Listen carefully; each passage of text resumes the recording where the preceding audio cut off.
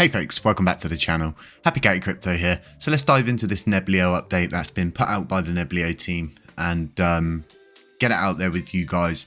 And then we'll also discuss the IBC channel update that's been put out by the team, and then we'll talk a little bit about IBCs at the end.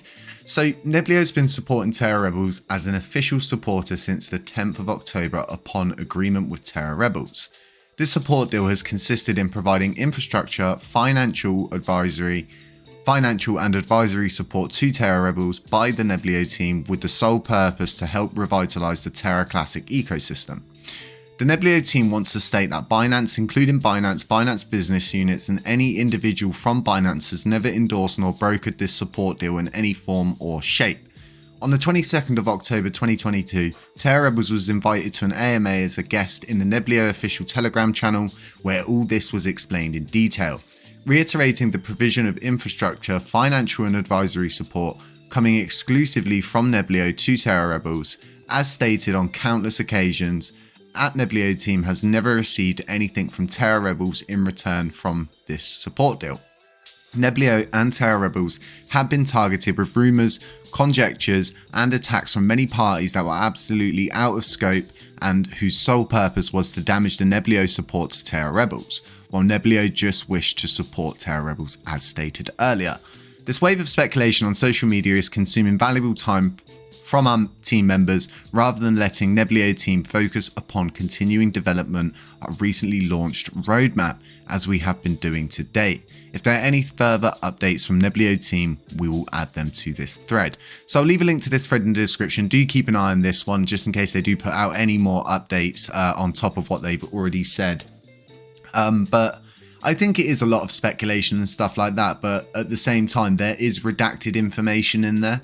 And I guess it's part of the agreement that that information doesn't get out or no one speaks about it. And, you know, I guess that's part of the whole idea behind that deal. So let's go over now to the IBC update. And it seems with the help of these two people, the code to reopen IBCs is here. That doesn't mean IBCs are reopened or they're close to being reopened. In fact, the work is still going to have to be, you know, checked. See if it works, if there's any security issues, audits, and then go in for merges and then go up in for a proposal and everything like that, because you'll need to put a parameter proposal in with that correct fix to make that happen, so to speak. So this is really good because IBCs are a huge part of the Cosmos ecosystem itself. My chair's so squeaky, it's unbelievable.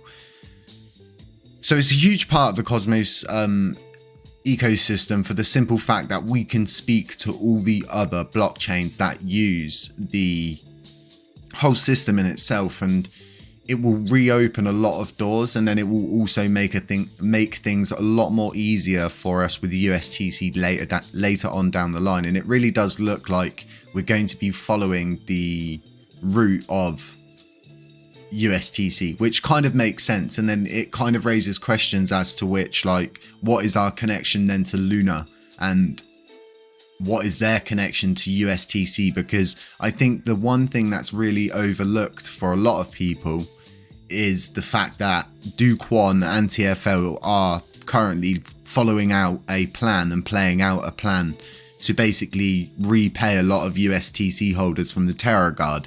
In fact, the Terra Guard Foundation actually put tweets out about this. So I think that's kind of been overlooked. So I think USTC holders from pre-crash have also got that to look forward to. I'm going to leave a link to this in the description just so you guys can kind of have a better understanding of what IBC transfers are, and then you can also make use of all this other stuff that's on here, which is going to be really useful, especially if you're going to be running a validator or a full node or anything like that.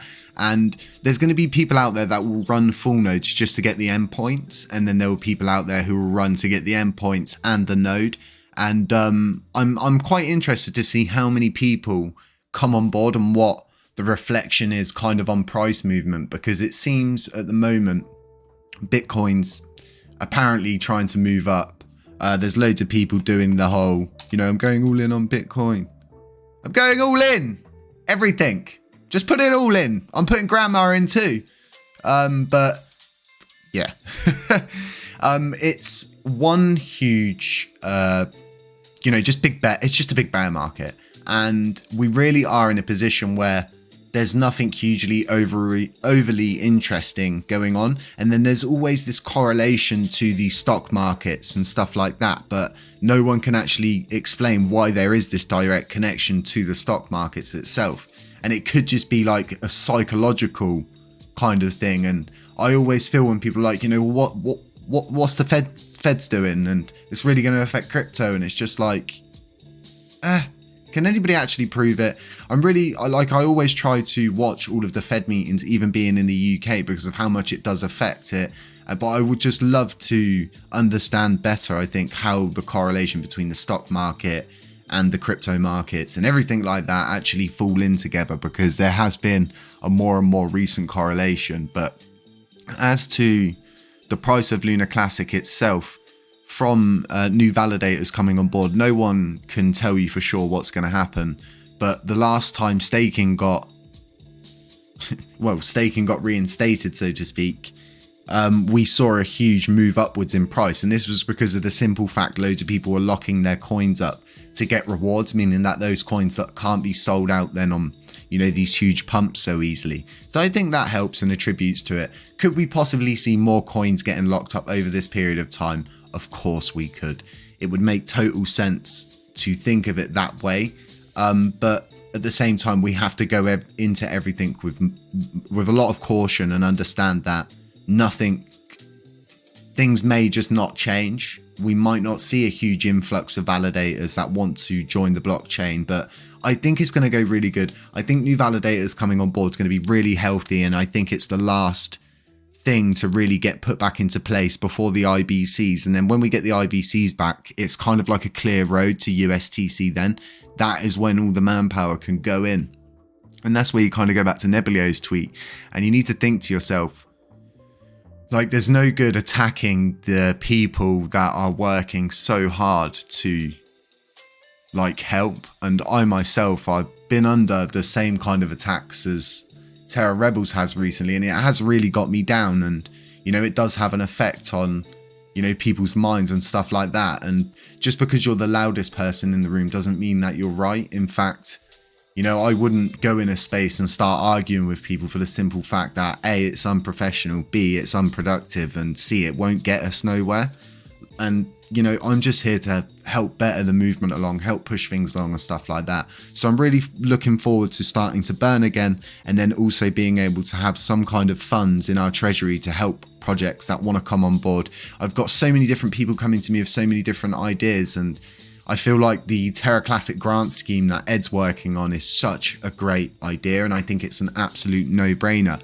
And I'm trying to get Ed on for another podcast episode. As you can imagine, he's really hard to get hold of. These guys' time gets consumed so much, and with all of this stuff going on recently, we've kind of just been going in a circle and repeating the same things over and over again instead of utilizing what we've gained and moving forward. It's a good thing that we're teaming up with people and stuff like that. So Ed's been doing a lot of different things. I think they've got a YouTube channel now, as to which there is a video on there about putting a validator together and things like that. I did watch it. It's very interesting, and I think a lot more stuff does need to go into that.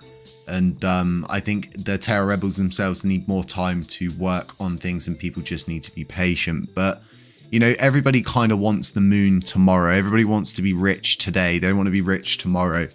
They want to be rich now. They don't want to wait a week. They don't want to wait a month. They don't want to wait 500 years. They can see other coins that are running. They want to put their money in them. And then you end up chasing green. And it's just like you kind of need to pick somewhere to hang your hat and kind of believe in something, instead of going from idea to idea to idea, being upset, and then seeing that 2-3 months down the line that coin's running again. And it's because of the sheer fact that work takes time, and those gaps in between where there's these stagnation periods, it's work, it's things being done.